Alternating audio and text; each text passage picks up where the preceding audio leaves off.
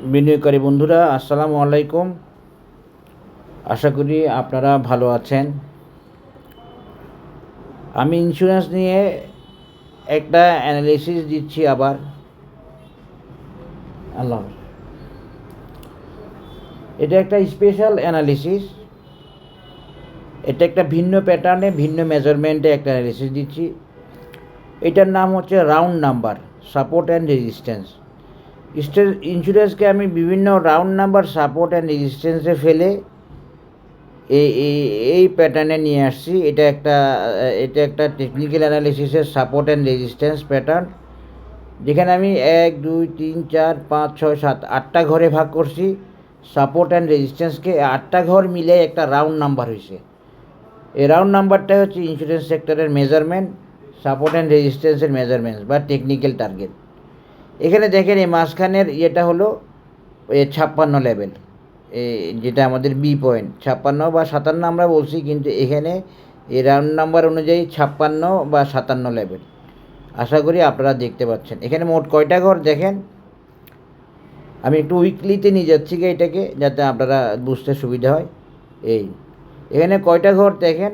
এখানে মোট 8টা ঘর। এই 8টা ঘর নিয়ে আমার রাউন্ড নাম্বার প্যাটার্নটা দেখানোর চেষ্টা করলাম।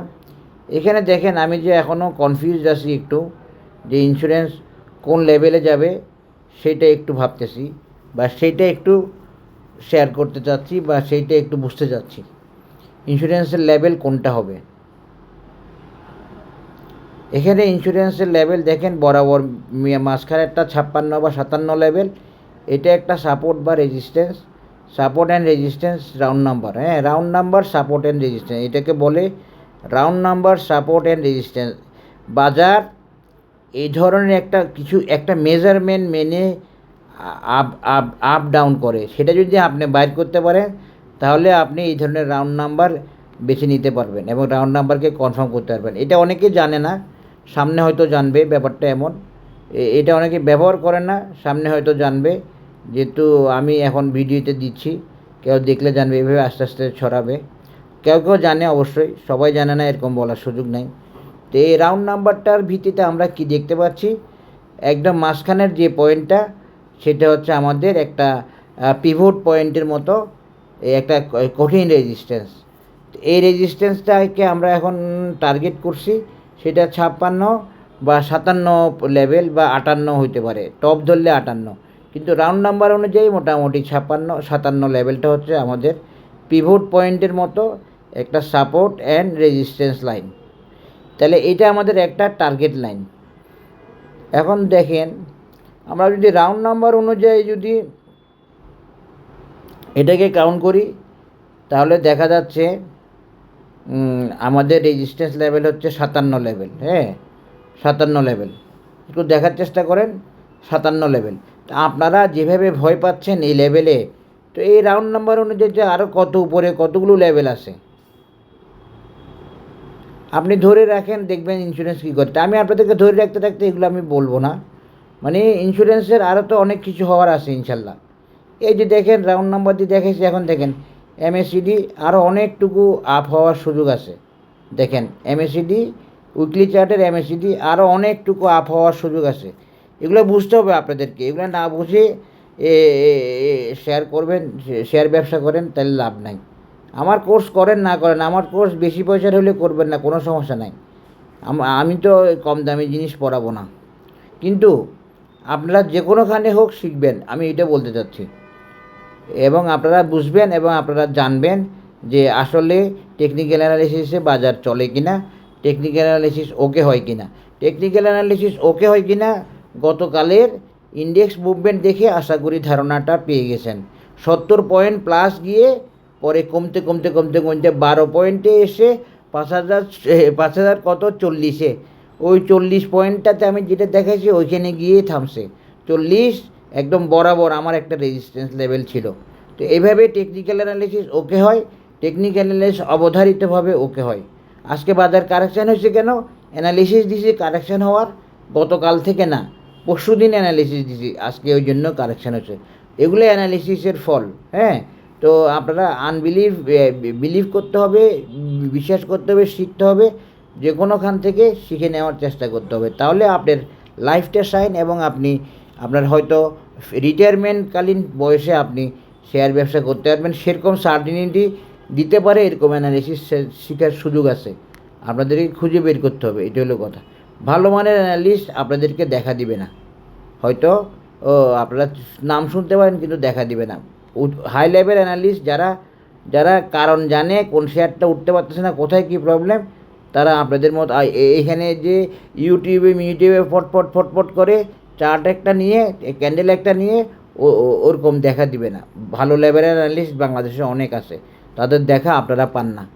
আশা করি বুঝতে পেরেছে। এখন দেখেন কেন অ্যানালিস্ট অনেক আছে, কারণ অ্যানালিস্টের দাম আছে, অ্যানালিস্টরা ভালো পয়সা কামায়, এটা হলো কথা। আশা করি বুঝতে পেরেছেন। ওকে, আল্লাহ হাফেজ। তো এখন দেখেন আমরা এটা আমাদের রেজিস্ট্যান্স, ঠিক আছে, এটা আমাদের একটা রেজিস্ট্যান্স পিভট পয়েন্টের মতো রাউন্ড নাম্বারের একদম মাঝখানেরটা, আমরা এটাকে খুব গুরুত্ব দিব। এর পাশাপাশি আমি আরেকটু দেখি ফিবোনাচি কী বলে। আমার প্রায় সব আমার কোর্স মেম্বাররা ভালো করতে শুরু করছে, আলহামদুলিল্লাহ। এটা একটা বড় দিক। কিছু সময় নিয়েছে কেউ অথবা কারো একটু প্রবলেম হয়েছে, বা সবাই তো আর সমানভাবে ধরতে পারবে না, কিন্তু বেশিরভাগ আলহামদুলিল্লাহ ওকে বেশ ভালো করতেছে। আমি যে এই অ্যানালিসিসগুলো শেয়ার করি আপনাদের সাথে, ওগুলো ওনাদের ক্লিয়ার, ওগুলো ওনারা বললে ওনারা বুঝে যাচ্ছে আর কি। আমার কোর্স করতে হলেও একটু কোয়ালিটি লাগবে, একটু ভালো ব্যাকগ্রাউন্ড হইতে হবে। এখন আসেন ফিবোনাচি দিয়ে আমরা দেখছেন এই যে ফিবোনাচি দিয়ে যখন আমরা দেখতেছি, তখন কী হইতে দেখেন, এ রাউন্ড নাম্বারের সাথে ফিবোনাচির বড় কোনো ডিফারেন্স নাই। খেয়াল করেন, আমরা রাউন্ড নাম্বার আর ফিবোনাচিকে প্রায় মিলাইতে পারছি, আলহামদুলিল্লাহ। এটা একটা ভালো দিক হয়েছে। তো এই ফিবোনাচির এর মেজারমেন্টের যে আমাদের একটা টার্গেটও ওই যে দেখেন ফিবোনাচি দিয়ে বলে দিয়েছে 56 লেভেল, ফিবোনাচি দিয়ে বলে দিয়েছে কত 56 লেভেল, কিন্তু সেটা কত 0.50 লেভেল। আমি এই মেজারমেন্ট যদি উপর থেকে ড্র করি, তাহলে আমার টার্গেট হচ্ছে আসলে বেসিক্যালি 62 লেভেল। আমি আপনাদের সাথে এইটাও জানার রাখতে যাচ্ছি, আবারও জানার রাখতে যাচ্ছি 62 লেভেলটা আমার ফিবোনাচি 0.618 লেভেলের টার্গেট। যদি আমি একদম টপ থেকে টানি, টপ থেকে টানাটাই সবচেয়ে ভালো, টপ থেকে টানাটাই সবচেয়ে পারফেক্ট। হ্যাঁ, এটা আপনাকে সর্বোচ্চ বেস্ট আপনাকে রিডিং দেয়, বা সর্বোচ্চ বেস্ট তথ্য দেয় যদি টপ থেকে টানা হয়। আর শর্ট থেকে টানলে আমরা কী পাচ্ছি দেখেন, আমাদের ফিবোনাচি 0.618 লেভেল হচ্ছে এই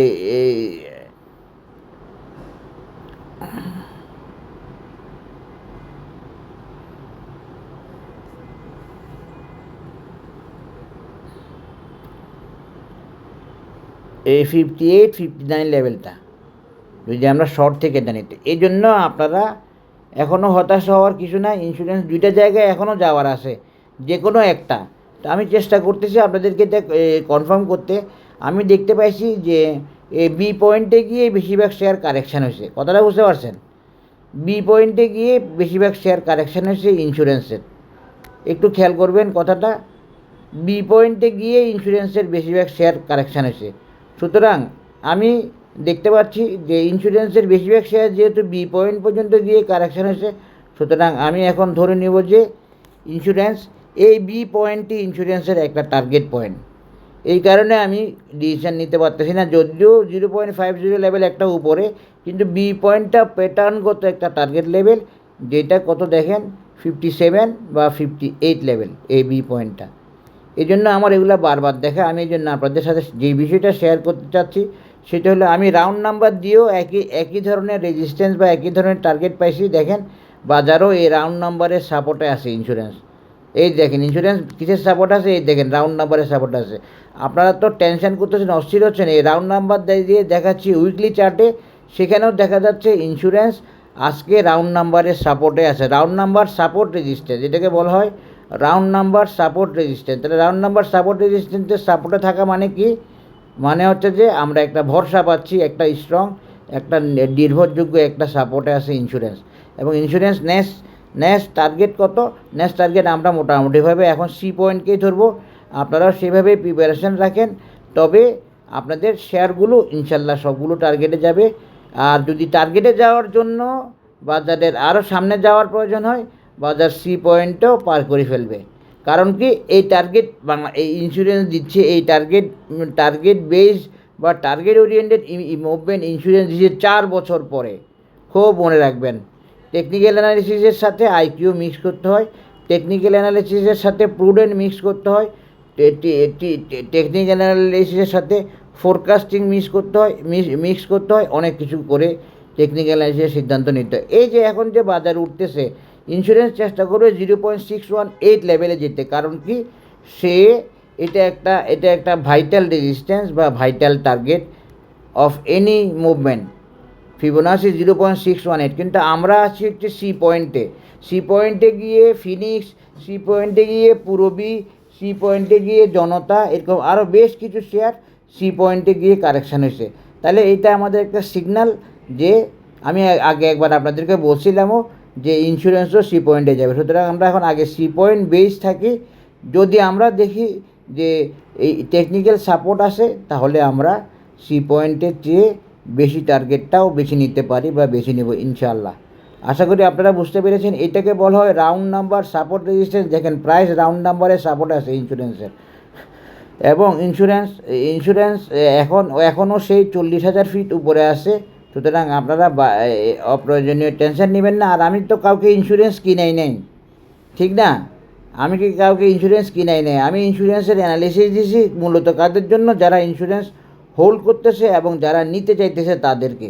সুতরাং আমার এখানে ওর কম্প্রেশন নাই। তবুও আমি চেষ্টা করতেছি আপনাদের সর্বোচ্চ রকমের চেষ্টা করতেছি আপনাদের প্রফিটেবিলিটিটাকে ধরে রাখার জন্য বা আপনাদেরকে করানোর জন্য। কিন্তু প্রফিট করানো আমার কাজ না, প্রফিট করতে হবে আপনাকে। আমি টেকনিক্যাল সাপোর্ট দিব, অ্যাসিস্ট্যান্ট দিব, অ্যানালিসিস দিব, ইত্যাদি ইত্যাদি। আশা করি বুঝতে পেরেছেন। হয়েছে 2,000 টাকা মিলছে না? মিলছে তো, সত্য মিলের কথা শুনছিলাম যে 2,000 মিলে না। ঠিক আছে, এতক্ষণ লাগলো কেন? কেন? আলম সত্য ছিল না, সেটাই তো বলতেছি। আলম সত্য আসছে যা 7:30 যাওয়ার দরকার কি ছিল? অন্য কাউকে দিতে পারতাম না, আমি আপনাদের পাঠাইতে পারতাম। সাইডটা তো ইন্ডিভিজুয়াল মিলে গেছি আমরা। সেটাই তো বলতেছি। আমি জানি না তো উনি ক্যাশ ছেড়ে গেছে, যে আমি দেখেছি না। তাহলে আপনারা এই অ্যানালিসিসটা দেখে রাখেন, তবে এখানে আমি আরেকটা পয়েন্ট দেখাইছিলাম আপনাদেরকে, যে এখান থেকে যখন এই লেভেল থেকে যখন ইন্স্যুরেন্স এইভাবে একটা লেভেলে গেছে, কিন্তু সেইটা আসলে ওইভাবে কনফার্মেশন দেয় না। এই জন্য আমি এটা শেয়ার করতে চাচ্ছি না। তো এটাই ছিল আমার আজকের আপডেট, যেটা আমি রাউন্ড নাম্বার দিয়ে দেখাইছি। আমরা আগে দেখব 56 বা 57 গিয়ে ইন্স্যুরেন্স এক্সজাস্টেড হওয়ার সম্ভাবনা আছে। কারণ হচ্ছে বেশিরভাগ ইন্স্যুরেন্স 56-57 গিয়ে এক্সজাস্টেড হয়েছে বা সি পয়েন্টে গিয়ে এক্সজাস্টেড হয়েছে। তো যেহেতু আইটেমগুলো সি পয়েন্টের বেশি কাভার করে নাই, ইন্স্যুরেন্সও আপাতত সি পয়েন্ট যাবে।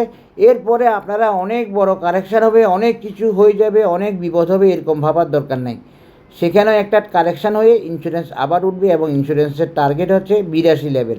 এটা মাথায় রাখবেন, এটাই মাস্ট। এবং এই 82 লেভেল মিনিমাম টার্গেট। এরপরেও ইন্স্যুরেন্সের টার্গেট আছে যেটা 112 বা 108 লেভেলে। আশা করি বুঝতে পেরেছেন। আজকে আমি আপনাদের সাথে ইন্স্যুরেন্সের একটা অ্যানালিসিস দেখালাম দিয়ে, round number, support and resistance দিয়ে। এখনও ইন্স্যুরেন্স একটা সাপোর্ট লেভেলে আছে। আশা করি বুঝতে পেরেছেন। সবাই ভালো থাকবেন। এটা একটা স্পেশাল অ্যানালিসিস। ধন্যবাদ। আসসালামু আলাইকুম।